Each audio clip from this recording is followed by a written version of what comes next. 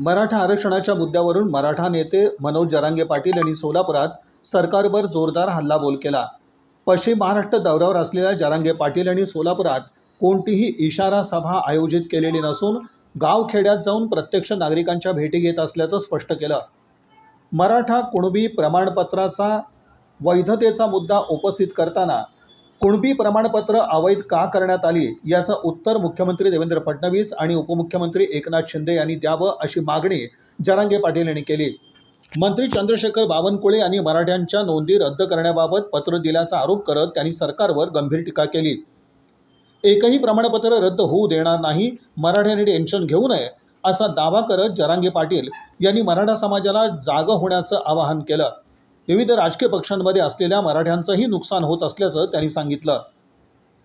मराठा आरक्षणातील उपवर्गीकरणाच्या चर्चेवरही जरांगे पाटील यांनी आक्षेप घेतला। समाजात फूट पाडण्याचा प्रयत्न केला जात असल्याचा आरोप त्यांनी केला। सातारा आणि कोल्हापूर संस्थानांचे गॅझेट तसंच मराठा समाजाच्या नोंदी सरकारनं द्याव्यात अशी मागणीही त्यांनी केली। दरम्यान सोलापूरच्या महापौर पदाच्या राजकारणावर बोलताना विषय भरकटवू नका, छत्रपती शिवाजी महाराजांच्या शिल्पाचं उद्घाटन आणि सर्व जाती धर्मातील लोकांनी गुण्यागोविंदाने राहणं हा मुख्य मुद्दा आहे असं जरांगे पाटील म्हणाले। महापौर पदाची मागणी करणं हा प्रत्येकाचा अधिकार असल्याचंही त्यांनी स्पष्ट केलं। येत्या 29 ऑगस्ट रोजी अंतरवाली सराटीत मराठा समाजानं मोठ्या संख्येने उपस्थित राहावं असं आवाहन जरांगे पाटील यांनी केलं। मराठ्यांनी घर सोडायला शिका, 29 ऑगस्टला घरासमोर एकही गाडी राहू नये असं आवाहन त्यांनी केलं। आपल्या आंदोलनावर सरकारकडून कारवाई करण्याचा प्रयत्न होत असल्याचा आरोपही जरांगे पाटील यांनी केला।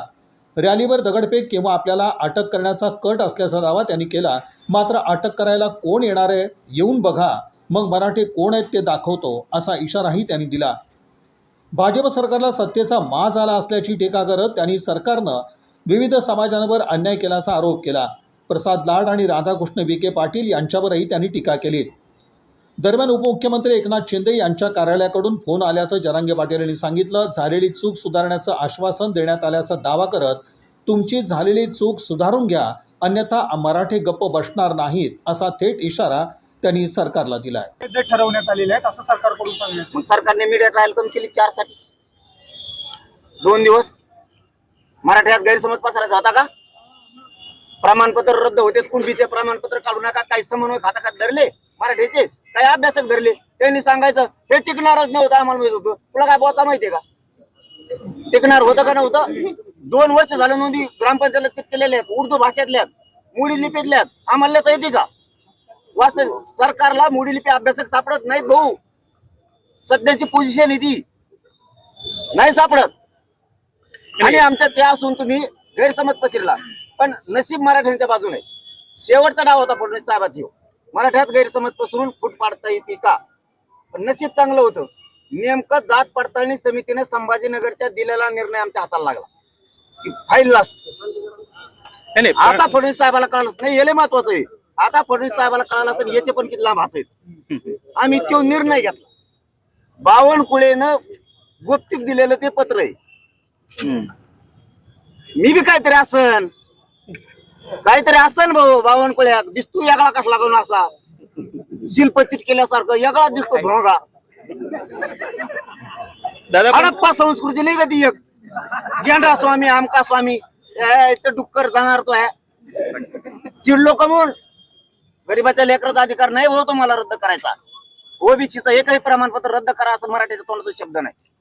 गरीबाचे लेकर असतील, तो हातानं वाटोळं करायला लागला, ते पत्र पण माझ्या हाती लागलं आणि मग मी दाखवलं। तेव्हापासून फडणवीसांना काय सुधारणा की ह्यो बावनकुळ्या फडणवीसांना बदनाम करायला लागला का काय, हे फडणवीस साहेबाच्या मंत्र्याची चर्चा आहे। मला रातभर फोन आहेत, मीडियावाल्याला खोटं बोलत नाही भाऊ, आपण आम्हाला पक्की साथ देणारे तुम्ही। पण शिंदे साहेबाची झोप नाही। आता गाडीत फोन आलता, काय म्हणले साहेब? ते म्हणले आमची चूक सुधारित होतो, आम्ही बघत होतो। सुधरा पहिल्यासारखे प्रेम सुरू, चूक सुधारायची, राजकारणात मी चपडप करणार नाही। कशात? तुमच्या भाजपमध्ये, शिवसेनेत, राष्ट्रवादीत मी चपडप करणार नाही। चूक सुधारा दोघांनी पण, आणि आमचे प्रमाणपत्र पुन्हा द्या, काहीच हरकत नाही। नाही दिले तर मराठ्यांनी गप बसायचं नाही। नसता तुमच्यात मराठीचं रक्त खेळत नाही, हे आम्ही मराठी सिद्ध करणार। दुसऱ्या वेळेस तुम्हाला मराठ्यांच्या लोकांना आम्ही पाडणार। शिंदे साहेबांचा फोन आला होता का तुम्हाला? त्यांच्या ओळखीचा त्यांचा फोन घ्या ना, मी त्यांचा घ्याय ना, कुणाचाच घ्याय नाही। कोण मिस कॉल दाखायचे का मग? नाही नाही काय त्यांचे सगळ्याचे भाजप सहित मिस कॉल आहेत. हा. घ्यायचेच नाही. तुम्ही रिसर्च करा. संजय शिरसाटचे तर 250 पेक्षा जास्त असते. चूक केल्यावर माफ नाही करणार अजिबात. कुठेतरी तुम्ही दुरुस्त करा, पहिल्यासारखं प्रेम सुरू.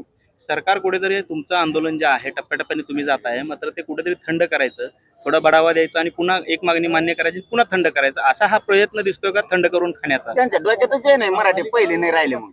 हम्म. मराठी थंड होतच नाही. कवा गरमच आहे. कवा गरम आहे पण आता लय चावताळे. ही जे डाव नवीन रचला ना लय भयानक. आताची पोझिशन सांगू तुम्हाला, आता एवढ्याची 4 घंट्यात मला हे रात्री कळालं होतं. पाठ 5:30च्या टायमाला पाठ की देवेंद्र फडणवीसांनी सगळे डाव करून बघितले. आता शेवटचा डाव काहीतरी रॅलीवर हल्ला करायचा किंवा मला अटक करायची, याला कुठंतरी काहीतरी दगडफेक झाली पाहिजे, रोड बंदोबस्त काढायचा. ही पत्रकार आमच्या सोबत आहे. धाराशिवच्या बाउंड्री पर्यंत रोड बंदोबस्त होता, तिथून पुढे रोड बंदोबस्त उठवला. मला रात्री कळायला तर सकाळी यशस्वी झालं. मी खोटं कधीच माहिती देत नाही. आणि तू अटक करायला कोण येणार आहे? तू नुसतं ई. मग तुला मराठी काय असते सांगते ते बाकीचे भेटेत. ईडीचं भेव वाटत, आमच्याचं भेव वाटतं. माझ्याजवळ काय घंटे ईडीला आणि भेडीला. तू नुसता पडून येईन, तू अटक करून दाखव, मग मराठीत तुला कळण राज्यात काय. यांना काय झालं, यांना एक माज आला. यांच्या डोक्यात एक शब्द गेलेला आहे, आपलं कोणी काही करीत नाही. बहुमताने आलो. त्यांना माहितच नाही मराठी निवडून दिलं. हे मुसलमानाच्या मागं लागले, त्यांना वाटलं आमचं कोणी काही करीत नाही. हे धनगराच्या मागं लागलेत, 15 वर्ष झालं फसिलंय. त्यांना वाटतं आमचं कोणी काही करीत नाही. मराठ्याला फसिलं. आता दलितांचं बंजारा समाजाला फसवलं. त्यांच्या डोक्यात खुटी. शेतकऱ्याला फसवलं. आता तुम्हाला दाखवतो तुमच्या डोक्यात जी आहे ना, आमचं कोणी काही करू शकत नाही. आता मी दाखवतो तुम्हाला 29 ऑगस्टला तुमचं कोण काय करीत, यांना पळता भुईच कमी करतो.